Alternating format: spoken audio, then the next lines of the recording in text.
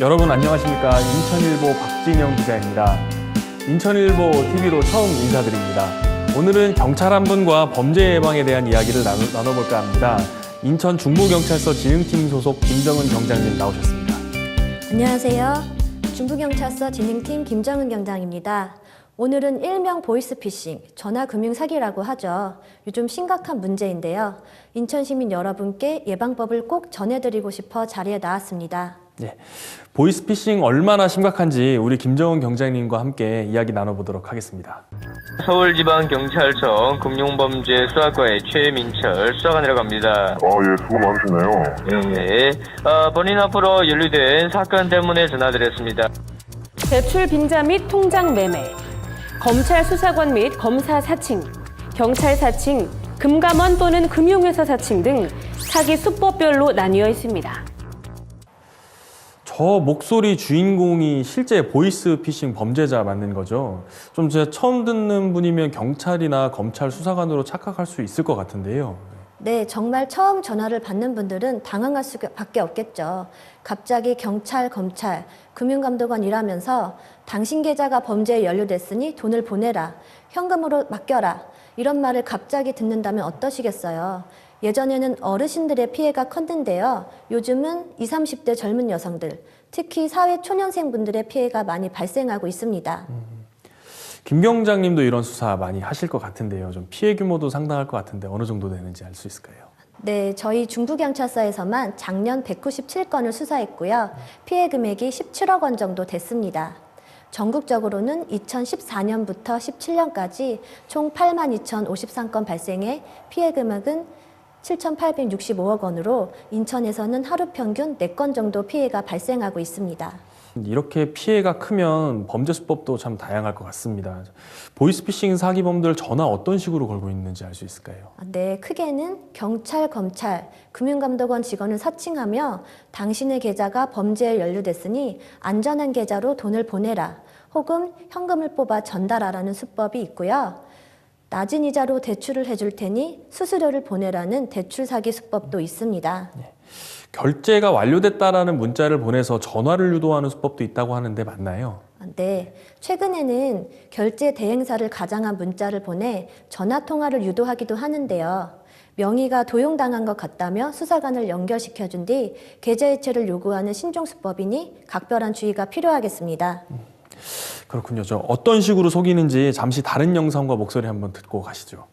네, 먼저 수사관을 통해서 부여받은 사건번호 본인 성함 육성으로 말씀하세요. 지금 본인 같은 경우에는 교직 공무원이시죠? 네네네. 지금 일단 저희가 간단하게 말씀을 좀 드릴 텐데 씨 같은 경우에는 현재는 직장이 있는 여성분으로 저희가 파악이 되기 때문에 1차적으로 약식 조사를 진행을 합니다. 네. 혹여나 씨가 그럴 일은 없겠지만 이 사안에 대해서 내가 거부를 하겠다 하시면 거부하셔도 돼요. 그럼 저희가 원칙대로 구속조사를 본인 앞으로 진행을 할 겁니다. 아무래도 구속조사가 진행이 될 거면 구속영장이 청구가 돼야 되겠죠? 네. 전에 말씀드렸다시피 이번 사건은 금융권 직원이 속해져 있는 거고 아직 검거되지 않은 일당들이 금융권에 종사하고 있다는 가정하에 이루어지는 수사이기 때문에 네. 통화가 끊어지면 안 되겠죠. 금융권에 들어가시면 가방 속에 핸드폰을 넣어두시고 업무를 보시면 되는데 특이사항이 발생된 경우에는 금융권 밖으로 나오셔서 한 50m 떨어진 곳에서 저한테 말씀하시면 됩니다. 그리고 특이사항이 어떤 경우냐면은 지속적으로 자기를 뜬다거나 직원 옆 사람과 자꾸 본인에 대해서 동조를 한다거나 아니면 본인 서류를 가지고 자꾸 이야기를 한다거나 네. 그리고 업무를 보실 때 직원이 휴대폰을 보여달라고 하거나 하면 자연스럽게 전화를 끊으신 뒤에 저한테 보여주시면 되는 거고 저희가 10분에서 15분 사이에 저한테 연락을 취해드릴 겁니다. 네. 정말 저 감쪽 같은데요. 김 경장님도 수사 과정에서 보이스피싱 사기범과 통화하시거나 혹은 수사 과정에서 범인을 좀 만나보신 적이 있으신가요?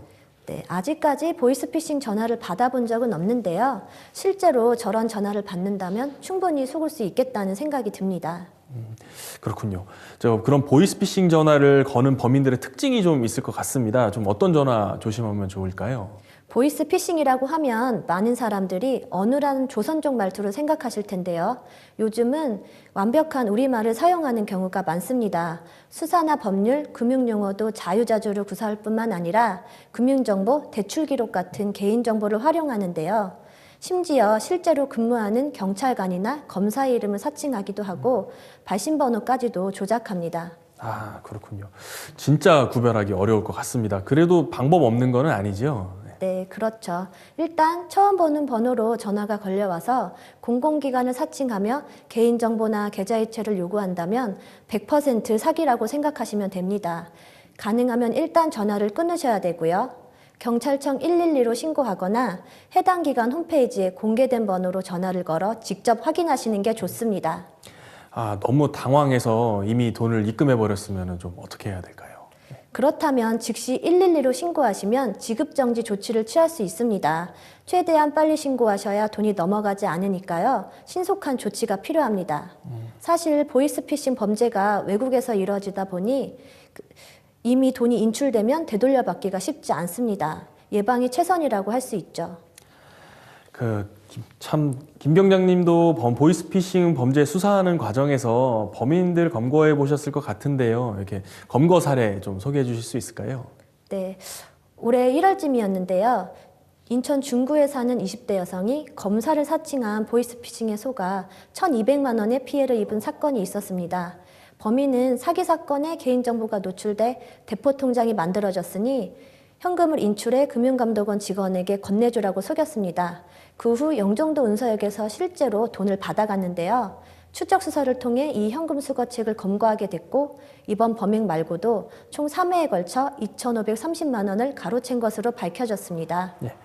참 범인 직접 검거하시는데도 참 수고가 많으신데요. 사실은 예방 활동도 여러 가지 하신다고 들었습니다. 혹시 중부경찰서 어떤 활동하고 있는지 소개해 주실 수 있을까요? 네, 저희 중부경찰서에서는 전화금융사기 TF팀을 구성해 홍보활동을 벌이고 있는데요. 특히 20, 30대 젊은 여성과 취약계층을 중심으로 홍보활동을 하고 있습니다. 지나가면서 보셨을지도 모르겠는데요. 동인천역 북광장, 제2여객터미널, 인천항 등과 같이 사람들이 많이 다니는 곳에는 대형 전광판으로 홍보하고 있고요. 지금 여기 화면에 보이는 이 보이스피싱 포스터, 이런 포스터가 실제로 홍보 활동에 활용되는 것들이죠? 네, 그렇습니다. 인터넷에 올려두기도 하고요. 대형 병원이나 학교 같은 곳에 찾아가 예방교육도 하고 인터넷 맘카페에 온라인으로 홍보하기도 합니다. 그렇군요. 저 오늘 정말 많은 말씀 잘 들었습니다. 직접 수사하고 예방하시느라 참 김 경장님도 수고가 많으실 것 같은데요. 앞으로도 좀 계속 힘써 주실 거죠? 네. 사회 전반에 불신을 야기하는 보이스피싱 예방을 위해서 저희 인천경찰이 최선의 노력을 다하고 있으니까요. 인천 시민 여러분께서도 많은 관심 부탁드립니다. 네. 언제나 경찰이 인천 시민들과 함께 하고 있습니다.